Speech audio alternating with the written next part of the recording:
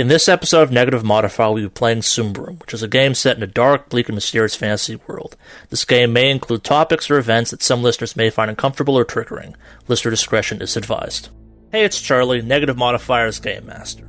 First off, thank you for giving us a listen. As always, expect something horrible to happen to the players.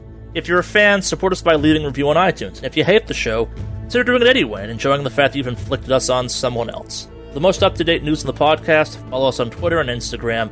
And with that,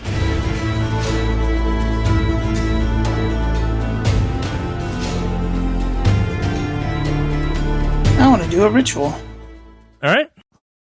And what ritual are you doing? I am doing familiar. Okay.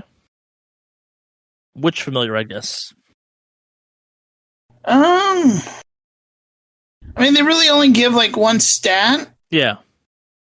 I guess so you're not doing the flame familiar, you're doing the normal familiar, right? No, yeah. I'm doing a regular familiar. Yeah. An animal. So it is a beast. Yeah. I'm not sure what kind of beast. Just as a friendly.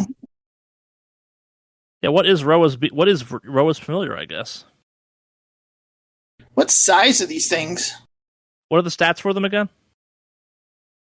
Okay, so... Oh, they have tusk. Alright, so I'm guessing it's like a boar or something. That makes sense, yeah. I'm gonna call up, but like... Instead of a boar, can it be like a stag? Yeah, I'll let it be a stag. That makes sense. Alright. That's what I want to do. So how do is there any role associated with the ritual? Or do I just have to have the time? You have to have the time, yeah. Rituals take some time to pull off, and the corruption system only really matters so long as you're in combat and it's kind of adding up quickly. Assumably when you're kind of out doing it in a ritual, you have time to, it's just kind of, it happens. You have time to let it dissipate over time, and yeah, so What does this ritual look like when you're doing it? So, being self-taught, it looks more like Roa is just walking a circle in the wood. Like, it wouldn't be so much the woods, but anywhere she could find, like, just off the road. Like, a little ways off the road. So, she goes a ways off the road. Fully surrounded by nature, if you will. Yeah. She goes a ways off the road and just walks in a circle, seemingly at a random, picking up, like, pebbles as she was walking out there, and now she's just laying pebbles in a circle. And then just sits. Pricks her finger with her knife.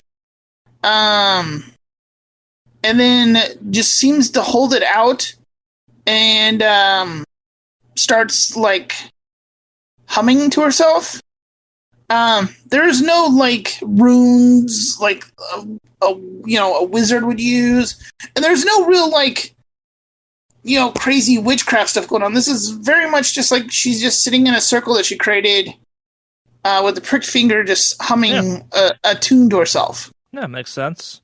So she's doing this. The rest of you, are you watching this? Are you trying to get some sleep? Are you just ignoring the crazy woman doing this stuff? What's the reaction to this, I guess? Honestly, I think Goran's fallen asleep already. I'll buy that. Did we determine a watch order? You did not. No. Okay, so I guess she's taking first watch? Yeah. Okay, then I guess. I mean, I wouldn't find I don't think Skustmar would find the weird to be that weird. No, not necessarily, yeah. Yeah, so he'd just potentially, eye her up to see exactly try to figure out exactly what she's doing, and then just decide he's, also going to get some shut-eye. Goran will take the latest watch, the morning watch, so he can sleep now. Out like a rock. Does Roa know she has first watch? Probably not. If she comes back and everyone's asleep. Our first watch is going to be a disorganized one. Yeah, she's normally a late. Stays up late. Seems to like the night more than she does the day. Sure. Just by preference. So always will gladly take the first watch. Stout got a reaction to the ritual going on, or just kind of watching it like, okay, this is what people do? Yeah, I was going to say that he probably doesn't have a good grasp on what it might mean. He just sort of assumes it's a nuance of not being an ogre. Yeah. And this is what non-ogre people do. Yeah. I'll believe it. Yeah, so first watch passes uneventfully. Who had second watch? Stout will take second watch. All right. I was going to say whoever she wakes up. Yeah, so Stout, give me a vigilant check. I like Stout. I'd probably wake him up next. Failure, 12, attribute, 17 roll. Yeah, so maybe you hear some rustling, but nothing kind of obvious comes to the camp. Nothing bad's around you. You can kind of see for miles. Maybe it's just the wind kind of whipping through some leaves or some grass or something. It's nice, though. Maybe a little bit spooky, maybe a little bit kind of lonely. You're potentially only people for quite some distance. But yeah, no, your watch passes. Nothing terrible happens to you. Up next, I believe that means it is Skutzmer. Customer, sorry. Skustomer, sorry. Now, if you do the same thing, give me a vigilance check. Sure. 8 out of 14 success. Yeah, so kind of slowly working its way in towards you, you see an animal. It's long, it's kind of on the tall side. You're pretty sure it's a deer of some kind or something, but you're not really sure where it came from, and that's weird, but also you just saw someone doing something weird before you kind of took your rest, so you feel pretty confident they're related, and it doesn't look dangerous to you necessarily. It's slowly making its way kind of towards you over time. It's not rushing directly at the camp. But yeah, you kind of observe this thing kind of slowly. Maybe it's spiraling in. Maybe it's kind of slowly just circling at a distance. But yeah, no. Last but not least, Gorin. It's your watch. Give me another vigilant check. Ooh, failed. 19 out of 10. Yeah, so Skutzmer mentioned this whole deer thing, and you're like, yeah, who cares? It's a deer. And maybe you nod off as part of your shift, and you wake up, and the deer is just standing there, kind of at attention, next to Roa when everyone wakes up the next morning. So I just kind of half wake up and see the deer and just kind of look befuddled at it. It's looking at you judgily. Of course it is. I guess I'm not surprised, but okay. Stout asks if he can pet it. So, Roa, does your familiar have a name? Marthal. Marthal? Yeah. All right, so your familiar Marthal's returned to you. I basically just run up, hug it. Yeah. I turn to everybody and go, "This is Marthal. He'll be coming with us." So Roa probably has a pet deer. How's everyone else reacting to that? Obviously, Stout wants to pet the deer, as we've established, but everyone else's reaction. Can I ride it? You can't. All right, thought I'd ask. Can I ride you? I don't know that would work very well. Yes, exactly. Now, don't ask dumb questions. It's got 4 legs, and I've got 1. Oh, I'm sorry. Did not realize the amount of legs determine your rideability. No, but he's actually right here. Most things you ride have 4 legs. Yeah, so because of all this kind of conversation, Yarkin kind of emerges from the cart, looks around at all of you, looks at the deer. Was that here last night and I just missed it? Did one of you go hunting or something? Oh no, Mithar came hunting for us. I'm sorry, what? He's my friend. More like a brother. I have a changeling with a deer for a brother in my employ. Oh god, and he kind of mumbles to himself and goes back inside the cart and prepares to move out for the morning. Here's some kind of clashing and some banging and stuff like that. And want to try and look in while he's doing stuff, or nah? Yeah, sure. All right. Vigilant. You need to do that sneaky stuff first, though. Quick. No, there should be a. What's the stat for that again? Sorry, there should be one that's kind of like stealthy. Discreet.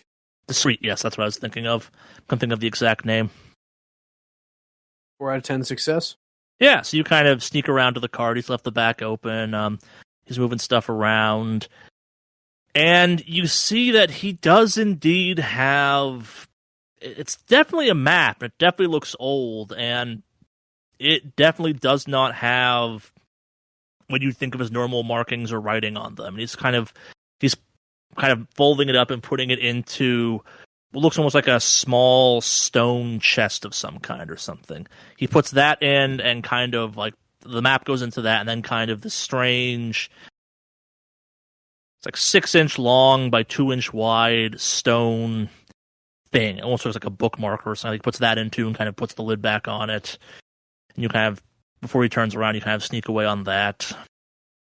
Now, yeah, you see this, and if you had to guess, that's probably what he's been referring to as his map of some kind. But as you were observing, he's definitely hiding it inside the cart. Like, he's making a big effort to make sure other people can't find it, you, anyone else, or something like that. You're not quite sure why the discretion, given that you kind of work for him. But, hey, weirdness ensues.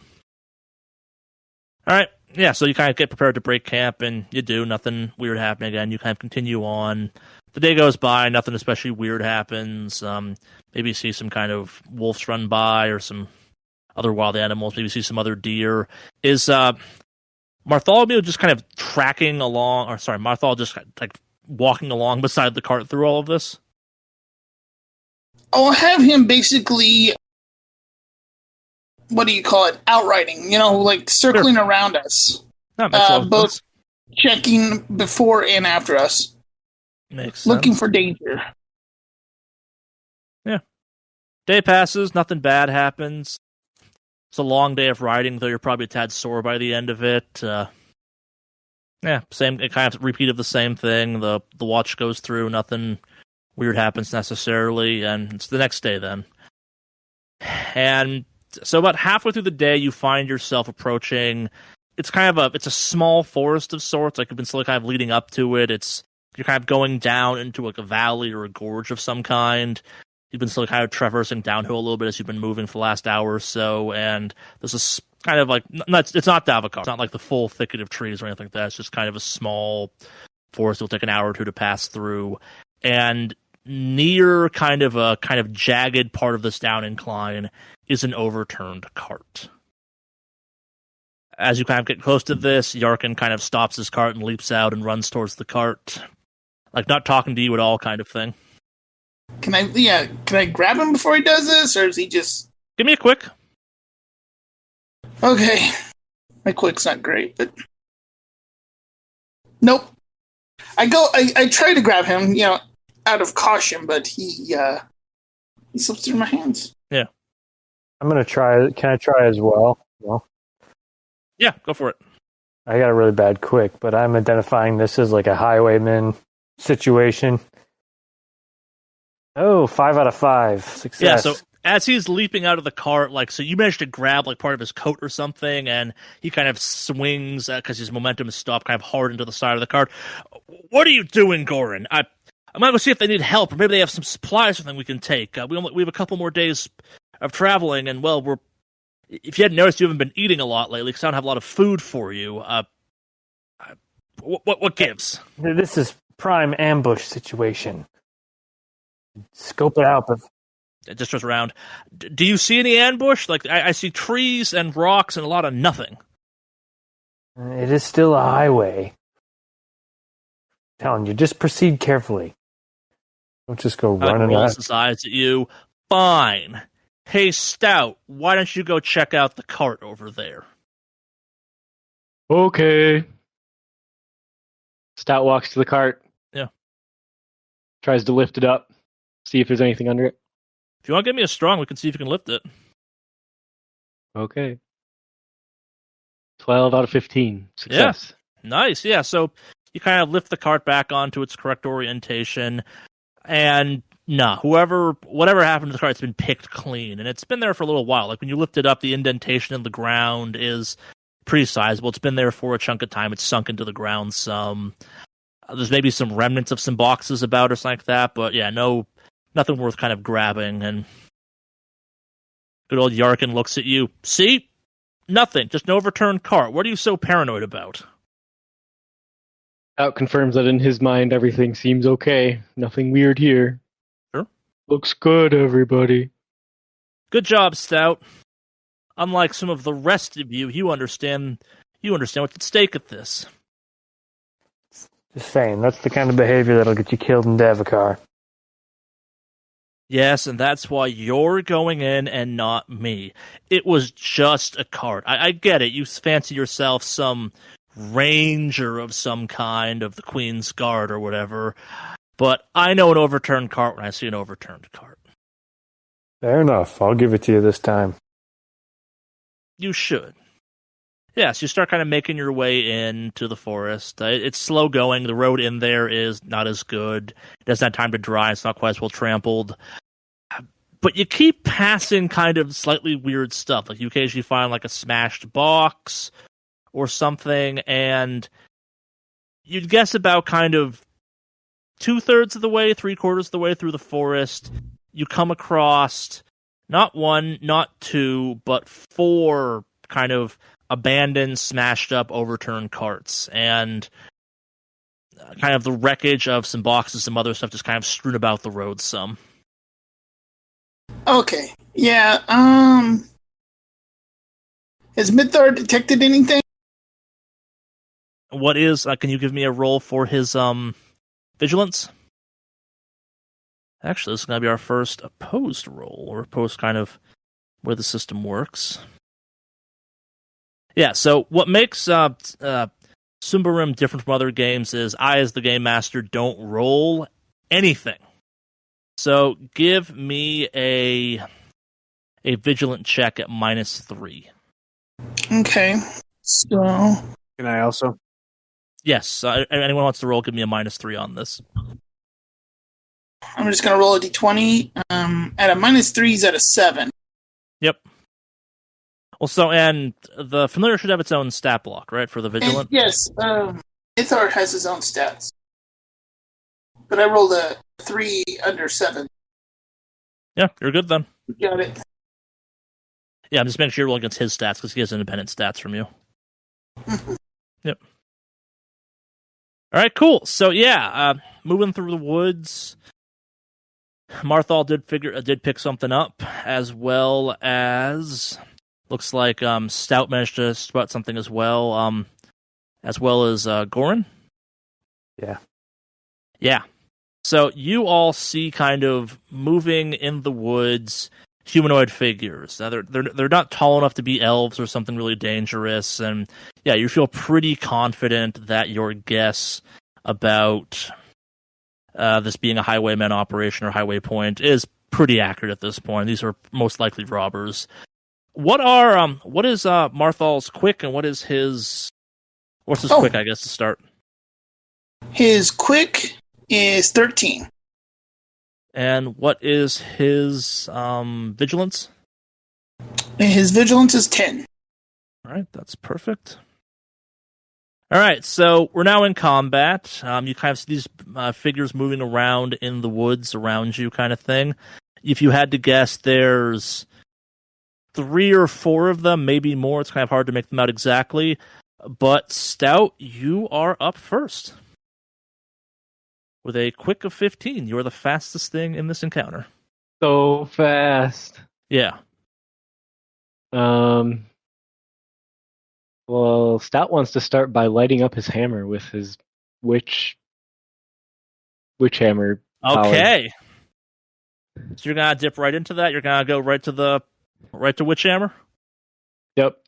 All right, so doing Why that... not? No, that totally makes sense. It's terrifying. An ogre with a flaming hammer? That sounds like nightmare fuel. Absolutely. So I need to see a 1d4 roll out of you. So whenever you do something like this, you're going to take a little bit of corruption. You have no corruption right now, so you should be fine. It's an automatic thing. There's no kind of check to see if this happens, but let's see that 1d4. 3. All right, so you have 3 corruption. And your threshold, or kind of your threshold. So the way the corruption works is it builds up over time. You should have 0 for permanent corruption as of right now. And there should be a temporary corruption thing on your sheet. What is your threshold? Yep. It should be your resort. 7. All right, cool. Then you're fine. Yeah. Do I put the 3 in temp? Yes. Okay. And what's the... There's like a button to the left of that and a value, and I'm not sure. Oh, dice D4. For corruption rolling. I see. Okay, I just did it with a normal dice the first time. Yep, no, it's fine to do it either way. Yep. Okay, sounds good. Yeah. I put 3 in temporary corruption. And for my check, your resolute is 7, your threshold should be 4 then, correct? My resolute is 13. My threshold is 7. Yep. Okay, I did my math totally wrong. Then yes, that makes a lot of sense. All right, cool. Yeah, so you now have a flaming sword, or you have a flaming a flaming hammer. It's kind of lighting the space around you. What are you gonna do with the other action? I think I'm going to just try to run up to at least one of the enemies. Do we know when we just see them? Do we know where they are? Yeah, you have a rough idea of where they're at. Yeah, I'll just try to go up to one that looks like he's close. Yeah. They're moving around the kind of periphery of all this. Works for me. Next up. So one of the figures, a little bit bigger, kind of moves into view a little bit more. And kind of looks like you see him looking at all of you, and he's going to charge into the clearing. He's wielding an axe in one hand, a sword in the other. He's human as best you can tell. Kind of, he's moving through the clearing towards you. Doesn't quite have enough speed to get to you just yet, but he's completely rushing towards any one of you at this point. He's too far away to kind of get a full guess on exactly how far away he is. But all right, cool. So next up is Marthal. What's he gonna do? Marthal is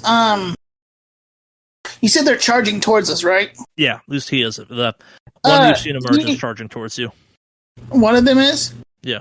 He's going to basically try to intercept him and run towards him and gore him. All right, so let us see. So that will be, I'm assuming that's an accurate for your deer for rolling attacks? Yep. All right, so there's no pluses or minuses for this. It's just a straight it's a straight attack roll, so let's see that. All right, he's got to roll 11 or less.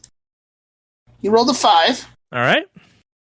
And so what's he do for damage? It says Tusk 1d6 short. Well, then she'll be home. So just roll 1d6? Yep. Roll a 5. That's pretty high. That is pretty good for that. Yeah, so that hits hard into this individual, and he kind of lets out a swear as he's saying that, son of a bitch deer, who the hell brings a deer to a fight? And he actually, so, do you want to do extra damage to him, or do you want to knock him over? I want to knock him over. All right, cool, yeah, so you do that. Definitely trying to intercept him. Yeah, so you managed to exceed his pain threshold, or get to his pain threshold more accurately. So yeah, he is knocked to the ground. He's very confused by this. He's been attacked by a deer. This is the guy with the sword and the axe in the open? Yep. And now kind of the rest of the figures are going to emerge from the woods. And 4 figures, each kind of clad similar to the individual you just met. As I step up, boss, are you okay? That joke hit you really hard. And as they're kind of moving, they all... so there's 4 of you, and there's 4 of them. So everyone give me a defense at +4 roll.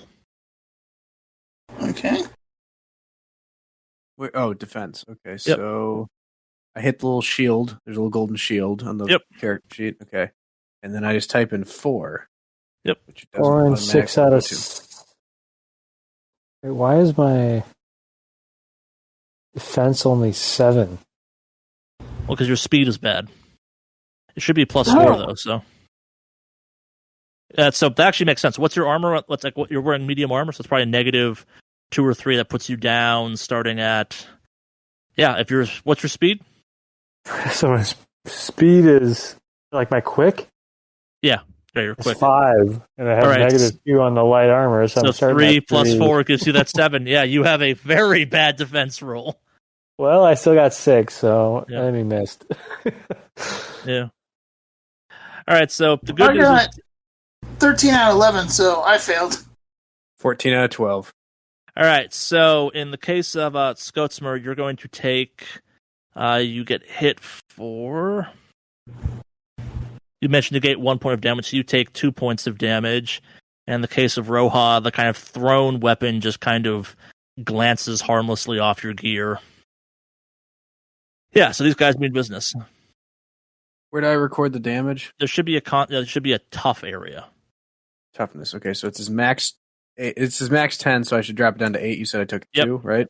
Yep. It's his pain threshold 5. Yeah. So for reference, so if we exceed the pain threshold, you take extra damage or get knocked over. That's kind of up to my discretion at that point. But yeah, so these throwing weapons only do 3 points of damage. So you can kind of keep that in your mind for going forward. Yeah. So they do that. They kind of hit you with this volley of thrown kind of makeshift stone weapons or kind of axes or something small kind of thing. Which means it's now Skutzmer's turn. Okay. How many of them are there? 4 of them. 4 of them. Plus the guy on the ground. Plus the guy on the ground.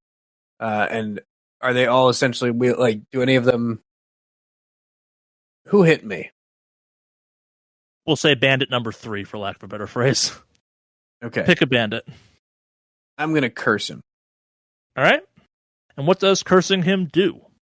Once per turn, the Mystic's Dark Glare automatically gives an enemy a second chance to fail all success tests meant to affect the Mystic. Roll twice, the action fails if one of the tests is a failure.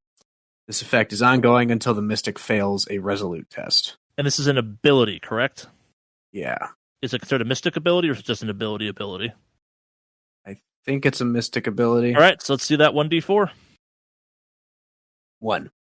All right, so I take 1 point of corruption for that. But yeah, so this guy's hit with this curse. He's got the evil eye upon him, if you will. You gotta move it all. You just gotta kind of stand there and glare at him. Can I shoot at him?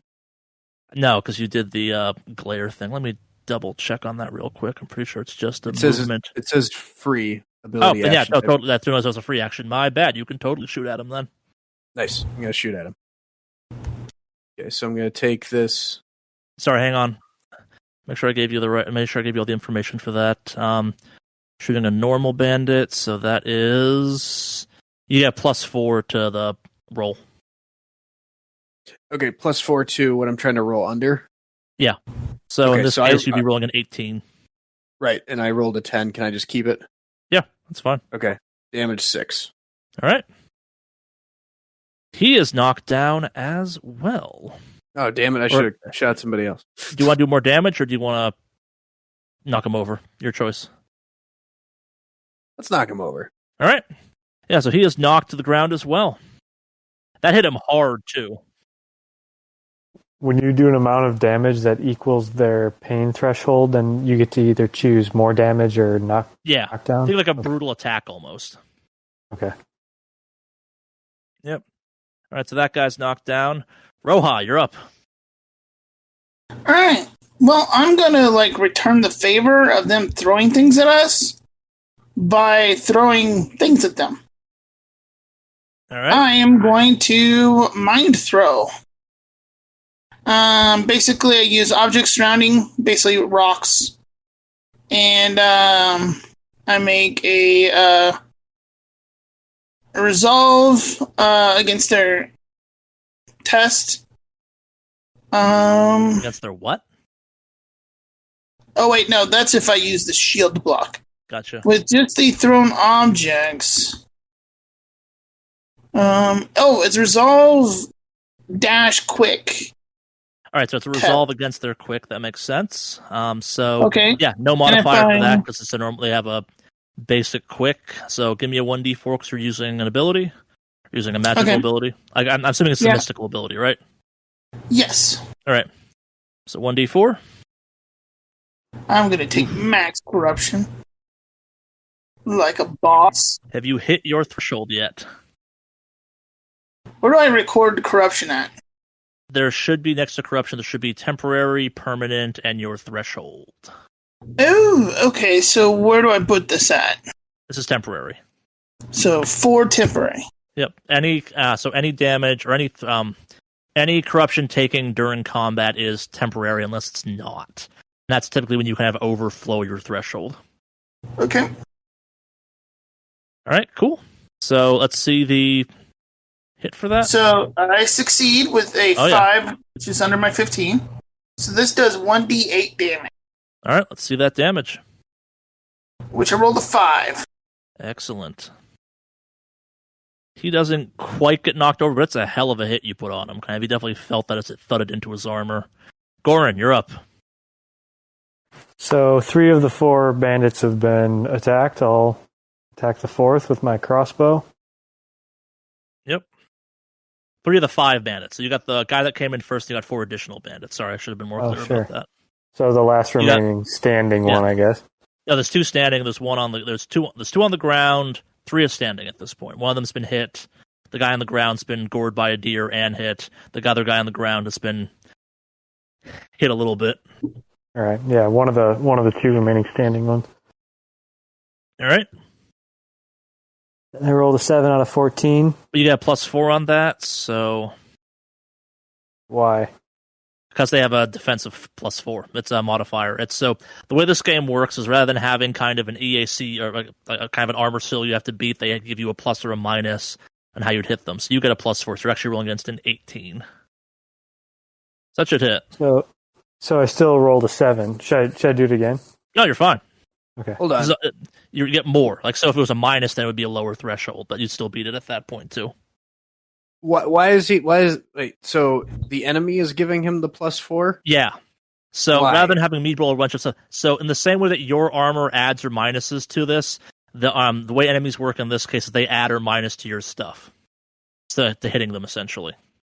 Rather than having to go through a whole does it beat their KAC or kind of their equivalent of whatever that system is, it's just your roll is absolute, if you will. So it's either you have a +4 to hit or you have a -4 to hit. So I guess to kind of put this in reference, the basic robbers, the 4 that stepped out of the thing, give you a +4. They have real bad. They're bad at defending. The guy that came out with the double weapons, he has a 0 in defense, meaning you don't gain or lose anything against that. If it's a bigger monster, typically in this game, it's easier to hit, but then Hobbiton has higher armor to go along with that, and vice versa. Like elves have a high defense but low health or low toughness. Does that make sense? Yeah, so I'm basically shooting at them at an advantage because their armor is bad. Exactly. Okay. Their ability to defend is bad. Because again, your defense is more how quick you are and how agile you are and how good you can dodge. They don't really have any armor, so they have bad armor, I guess, is more the way of thinking of it. Sure. That makes sense. It seemed odd that the enemy would be giving you a better chance of hitting. That is how the system works. Yeah, it's all player confirmed, which is what I like about it. It's all kind of your rolls are your rolls. There's no okay, that was a great roll, but this thing has a ridiculous armor value, or it has the sneaky ability. It's okay, you rolled, you got it, awesome. Or you failed, okay. Moving on. All right, so I hit with the crossbow, 9 damage. Nice. So I have marksman with adept, and that means if an attack deals damage, then the target is wounded, then I can make an accurate against strong test every time they attempt to move, and otherwise they're crippled. Nice. Yeah, so that guy got knocked down as part of this too. I'm assuming you want to go with the knockdown or you want to do double damage or the extra damage. In this case, I'll do extra damage. All right, so give me a 1d4. 3. Nice. Very nice. So that guy you just kind of stuck full of arrows, he is not doing well. So he's bleeding out pretty severely. He's going a little bit pale. And none of that matters because we're back up to Stout at the top of our order. So you've got these 4 guys busted the clearing with you. One of them got gored by 5 guys busted in. You've got one guy got gored by a deer. One of them's still standing. Everyone else has been knocked to the ground and has taken some amount of damage. It hurt. I'll go for the one that's still standing. All right. Let's do this. So let's see an accurate. Right, you have Iron Fist. So let's see a strong. So I can use strong. Yep. You get a +4 on that still. 6 out of 19. So that does 11 damage. That's including all the modifiers. Yep, 3d4. Unsurprised that he gets just hammered to the ground. He took massive damage off that. Like he went from standing to just. I guess let me ask you: want to do double damage? You got to knock him down. Double damage. Sorry, not double, extra damage. So 1d4 for extra damage. Yep. 1d4 for extra damage. Yep. It's a mighty blow. His bell is rung. He's not looking so great. Wow kind of thing. So it's the guy with 2 swords or 2 weapons turn to go. He's going to stand up and try and take a swing at the deer that just gored him. No, he better not. I need a defense roll at. Nope, just a defense roll. No modifiers. Alright. Defense 13. So, I got a 5. Woo! Alright, yeah. Nice dodge. Marthal, you get to return the favor now? Yeah. Well, actually, Marthal's gonna dart away. Alright. So in theory, he gets a free attack as part of that, but these guys aren't great, so. So do I roll defense again? Yep. Alright. This time, though, I failed with a 20. 13. Alright, so you're gonna take 8. He's gonna take 8 points of damage. He gets them with both axes. Or both weapons. Well, Marthal's does have armor. Alright. It is 1d4 flexible. We probably should have established that when he showed up. But yeah, okay, let's roll that now. Well, I'll negate one of them. Alright.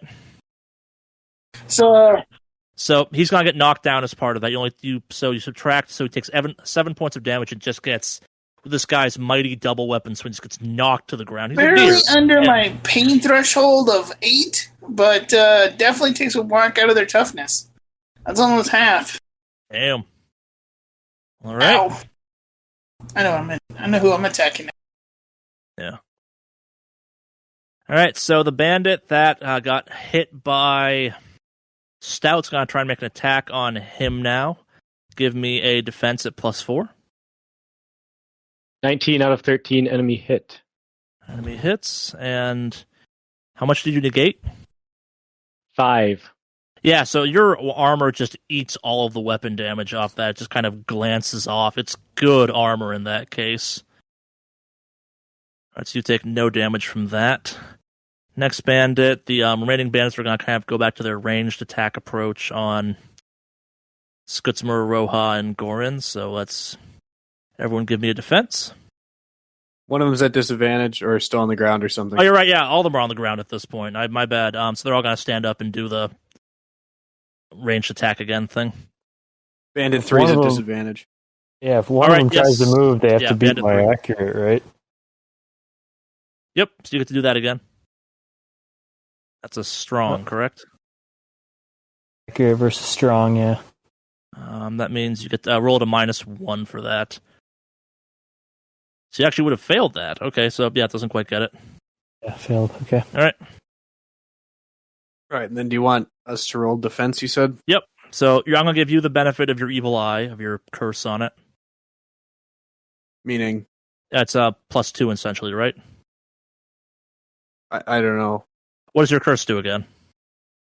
He's at disadvantage, so like he it's roll twice and. Oh, gotcha. So let's roll. So roll twice.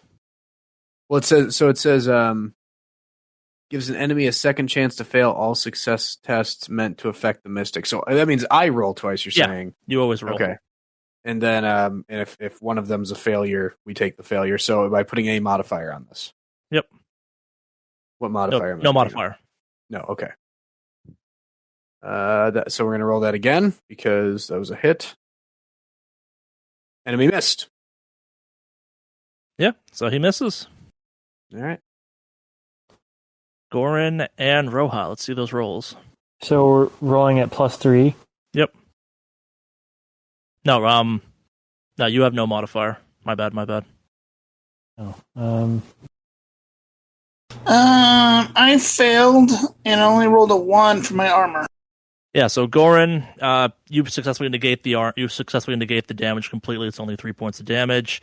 okay. Roja, you take 2 points of damage. It's just kind of a crude throwing weapon. Hits you hard. Skutzmer, it's now your turn to respond.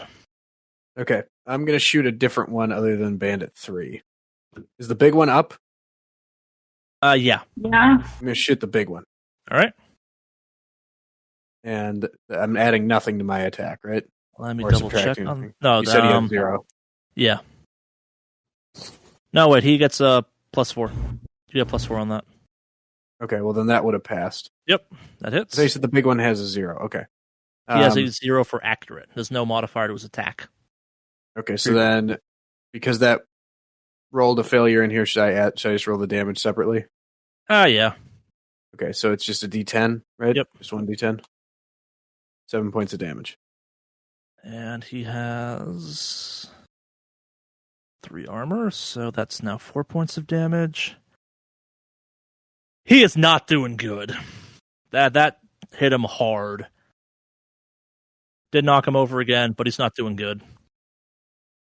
Roja, you're up. Yeah, good. I get to kill him. I would like to rush him. All right. Using my spear and my power, Revenant Strike, which allows me to roll an additional d4 of damage if I hit. All right. So, this is accurate.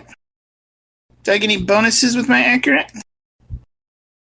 You get a +4 because it's on this dude. He's got bad defense. I got a 5 out of 17. It's a success. And because I'm a polearm master, my damage is a d8. All right. And then I get to add d4 for a total of 9 damage. The base damage is more than if you just skewer this dude. With my spear tip glows with like a radiant heat. Not quite like the flaming witch fire, but almost like an angry coals. Like brimless stonish color. Mm. All right, so that's a magical spell that got used though as part of there though, right? Yep, and I need to roll corruption. Yep. I got 3. Where are you at compared to your threshold right now? I'm close. Yeah, I figured as much. I'm at 7. I'm not totally over, but... Yeah. Goran, you're up. Like, who's the healthiest looking bandit? I'm going to shoot that one. Bandit number 3 or bandit number 4 is probably the healthiest. No one's looking healthy, though. Yeah, so I'll shoot at 3. All right.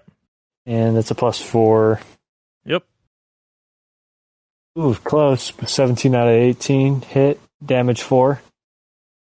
It does some damage. Not a huge hit of damage on him, though. Back to the top, though. Stout, you're up. You've, the guy with 2 weapons is dead. There's 4 guys kind of now about. What's the plan? I'll try to keep working on the one I was working on. All right. And I forget, this is no modifier, right? No, this is a +4. This is a +4. Yeah. Stout gets 4 out of 19 to hit for a whopping 15. This guy just splatters as you swing down on him. Like, you just drive him directly into the ground, and now they're down to 3 bandits. And they look at you, do some quick addition, kind of look around. The guy with 2 swords is dead. One of them is now dead. And they seem scared. But so, Marthal, you're up. No, wait, I just went. Oh, No, Marthal. Roja went. Yeah, Marthal. Well, he was running into the woods, so Yep. he's going to basically pull back And what I'm trying to do is, have they jumped up to run away, or? They haven't started to run yet. It's not their turn yet, but they're looking scared at this point. All right, so Marthal's basically moving around to cut off their retreat. All right. Just kind of positioning himself. Okay, cool. Mm-hmm. You want to call that delayed action, or you want to call that just... Yeah, I'll call that a delayed action. Just attack. So the way delayed actions in this work is it will forever shift Marthal's order within combat. So you're fine with that? Yeah, I'm fine with that. Cool. So what are you waiting for? Basically waiting for the first one to make a bolt to run away. Right. Cool. And I'll attack that one. And you won't have to wait long because bandit number 2 kind of does the addition in his head and just takes off running as fast as you can away from all of you into the woods. All right. Do you want me to roll Marthal's attack? Yep. All righty. Marthal had an accuracy. Oh, did I get a bonus? Yeah, you got +4. Oh, okay. In that case, I do hit. Right, that would have been a 15, so 12 out of 15 does hit. All right. What's the damage? He does only 1d6.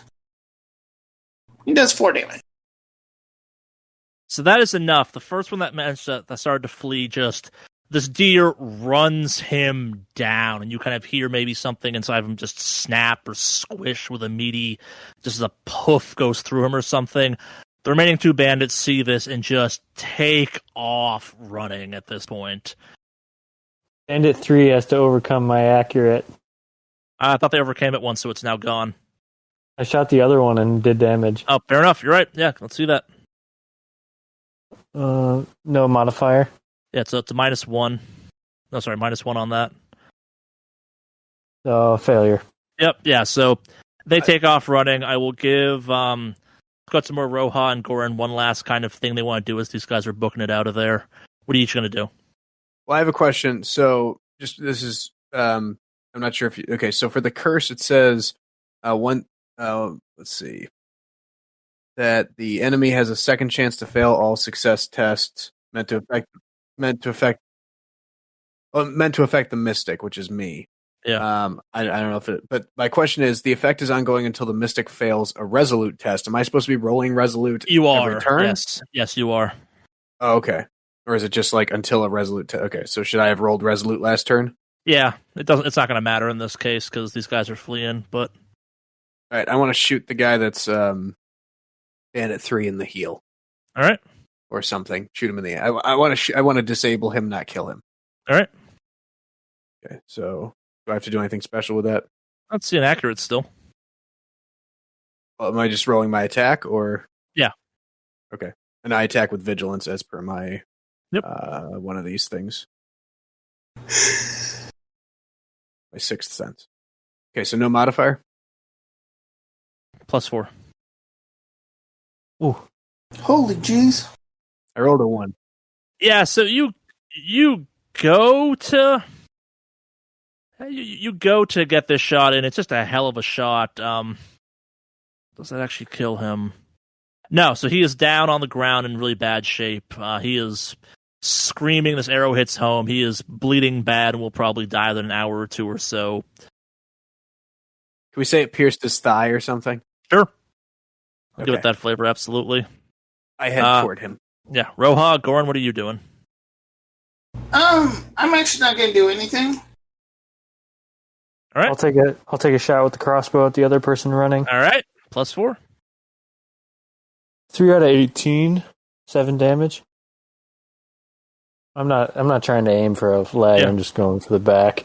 You still hit him, and you hit him hard. You hear him just scream in pain. But the last of them escape out in the woods. They are fleeing as hard as they can. You hear them breathing heavy. If you were to inspect, you'd probably find some patches of blood where they dropped, like have either rushed up against trees or ran through some bushes or stuff. They are not being stealthy. They are running as fast as their they're arrow-ridden, cursed, stabbed bodies can take them, and they're just fleeing as hard as they can. We are out of combat, and I'm heading towards Bandit 3. yeah. So once it's kind of now that it's safe, Yarkin kind of jumps down off the cart next to all of you and kind of looks around. Well, I guess there were bandits in the woods. Good show, everyone. Way to handle those bandits. Damn. Okay. Yeah. Okay, cool. I'm gonna go, I guess, search the carts while you do whatever you're gonna do with that bandit, I suppose. Yeah. All right, so you're going off to talk to the bandit now. You're approaching the bandit. How is he laying? I'll say he landed face first on the ground. He's trying to play dead. He's not doing it very successfully because he's just kind of breathing heavily and in horrible amounts of pain. This dude has multiple arrows in him. Are any of them broken? Nah. I'm not going to make you care about counting ammo, so don't worry too much about that. I pull them out of him anyway. He's not a fan of that. The fuck do you want? I cut through the back of whatever he's wearing to expose his back. What the shit are you doing? What the shit are you doing? Just let me die here. Put my non-dominant hand on the back of his head to push his face into the ground. Shut him up. So what are you trying to do at this point? Just... I'm going to carve a rune into his back. Jesus, okay. Brutal. Yeah. Love it. By, peeling away layers of skin. Jesus. All right, so you're kind of carving into this dude. Oh, that'll take some time. He is just screaming as you do this. I guess in character, but not to the rest of the characters. I guess, why are you doing this? He attacked me. Fair enough. I'm pushing his face into the ground to try to muffle the screams. Just right into the dirt. He is loud, and he's not doing well. This may be enough to kill him ultimately, but yeah, he is... Alright, so, I guess, you're all watching this. Yarkin's watching this. He probably drops something he picked up off one of the carts just on the ground, just turns pale at this sight. What's going through everyone else's head at this point? You should die in more pain. Goran's seen weirder, but is still pretty disturbed, I think. Yeah. A little affirmation that some of us were in prison. Maybe some of you were in prison for a reason, yeah. Okay. That's I think Stout's pretty mortified in general. This is unusual for his childlike mind. Yeah. So let's actually talk about that for a second. So this is the first time any of you have seen each other in combat. We have Stout the Ogre who lit his hammer on fire. We have multiple kind of mystical people doing mystical things. Anyone have a reaction to that? In the weirdest twist of fate, Goran, the guy with one leg, is the most normal person here out of everyone. That's the way we like. Pretty odd group, but we fought pretty well as a first time. I like a dear friend. And he likes you. Don't be personal. I guess, yeah, that kind of out of character for a sec. How much damage, how close was Marthal to having a serious problem? 1. Jesus, okay. Because I'm guessing going over your threshold's bad. Yes. Yeah. He's... Your threshold or your toughness? Threshold. Threshold is when you get knocked to the ground. That's kind of on per hit basis. What was his toughness at after all the damage? 15. So you rolled 7, so he had another, 8 left. Okay. Not terrible. Yeah, threshold is just kind of on a hit-by-hit basis. It only matters if it exceeds that. And then you get the extra damage, you get knocked around. But yeah, wow, okay. Is exceed or meet? Exceed. Oh, okay. Then he was... That would be if a single hit had done... Yeah. 9. 9 damage, so I guess? A single hit has to do 9. Alright. Yep. This game is all about exceeding. And what happens to our temp corruption? Do we keep that for the time being? No, Is that temporary corruption kind of goes away after combat. There's only your kind of permanent corruption matters from kind of scene to scene, if you will. Like, it's not going to go away till we're done with what you're doing here. So if you use more powers, then it'll keep stacking. But once the scene is over, your temporary corruption goes down to 0 again. And then how does your toughness work? Does that go away as well after combat? No. That requires some healing, if you will. Okay. Because, yeah, Martha and me both need some healing. Yeah. I guess, anyone gonna do anything else? We have, I'm searching bodies. Okay. So, Goran. Alright, so you're gonna search the bodies? Yeah. I don't even bat the eye to the whole mutilating the person over there. That's going on. Alright, so as you're kind of looting through the bodies, you do manage to dig up, kind of in the various pockets, the people you slayed. 20 Ortegs.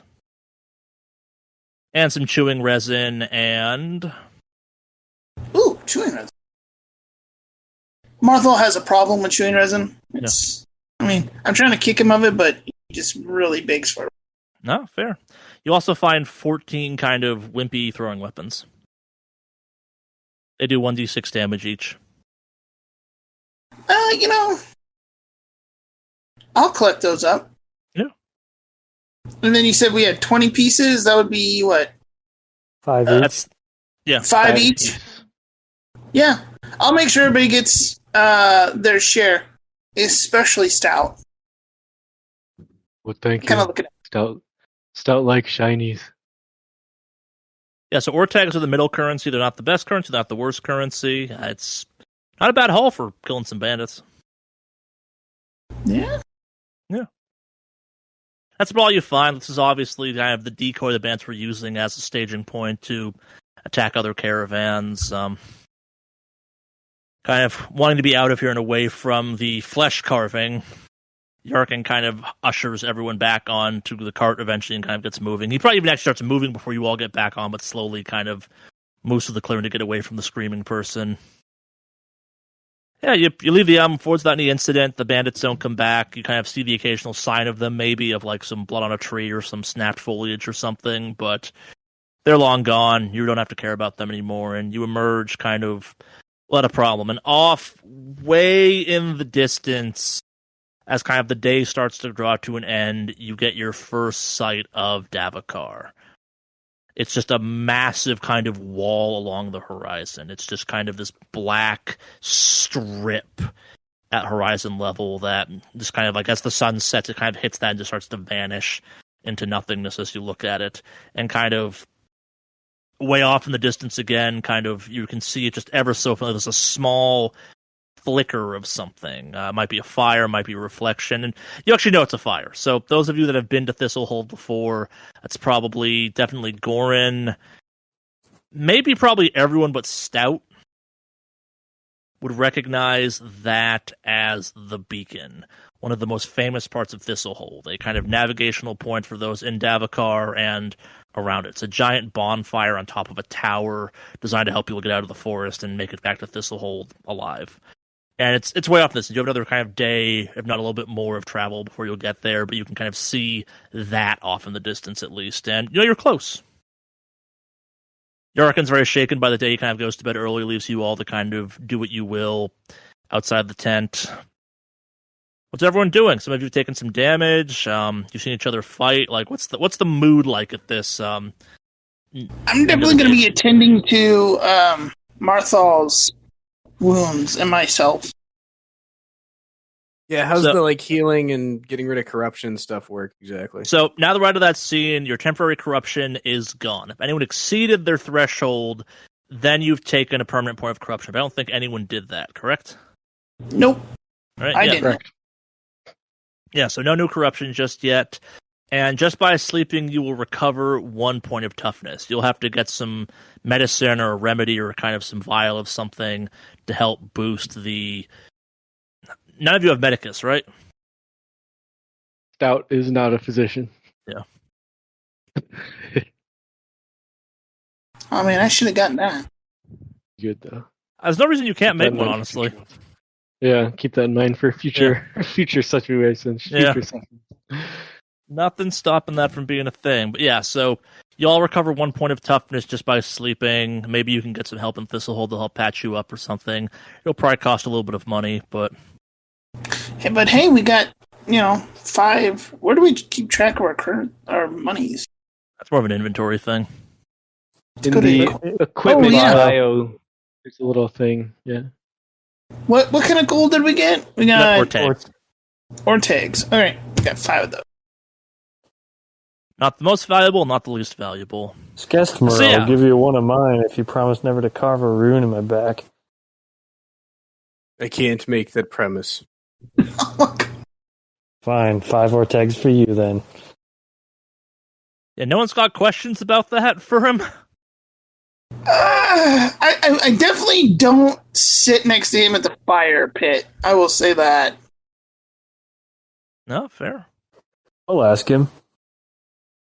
So, were you doing some kind of magic on that guy's back, or just satisfying an urge? Gotta ask. He would have killed me. He would have killed any of us. I'm not to that. Yeah, but you could have killed him with your bow and called it a day. Yes. But I wanted him to suffer. And I want his soul to suffer, too. So does the rune guarantee a suffering soul kind of thing? That is my hope. We all want people to suffer, and I respect you for just calling it how it is and doing what you want. Also, if there are more bandits and they find that bandit, they're probably not going to follow us. That would probably stout me too. Anyone doing anything special before they go to bed that night, or just kind of passing out from the exhaustion and the fighting and all that? How do I put my hammer out? Or does it just sort of... Good question. Fizzle. It just kind of stops. Okay. There's no dismissal required. No, like once you're out of combat, more it goes out kind of thing. Hey, Stouty, you going to bed? Well, I got to wait till the hammer's done. Has that hammer burnt out yet? Can't just leave it. So damn bright. Just shove it in a bonfire or something. Why is it lighting? Yeah, so nothing for anyone? Well, ain't no rituals for Gorin. Is eating people frowned upon? There's no rule one way or another about it. I mean, we haven't really had any food in a while. Like, you can do some bushcraft, yeah. I can do some. Do you want me to do that too? Am I the only one with bushcraft? I don't have bushcraft, so if someone else could rustle up some grub. Stout's a big boy. He needs some nutrition. Yeah, we need to keep him fed so he doesn't try to eat my Marthal. 3 out of 14. Yeah, you find some food again. Like, it's nothing amazing. Like, nah, you were in combat. You probably had your gear out. You bring down a boar or something like that. You eat pretty well for this kind of thing. You're amped up, if you will, on the bloodlust of today. Okay, so if he can carve runes into people and get better food, then I'm fine with that. Is that some kind of like hunting ritual? But no. It's unrelated. All I'll say is please don't carve me or I will smash you. I have no intention of carving any ogres. Then we get along just fine.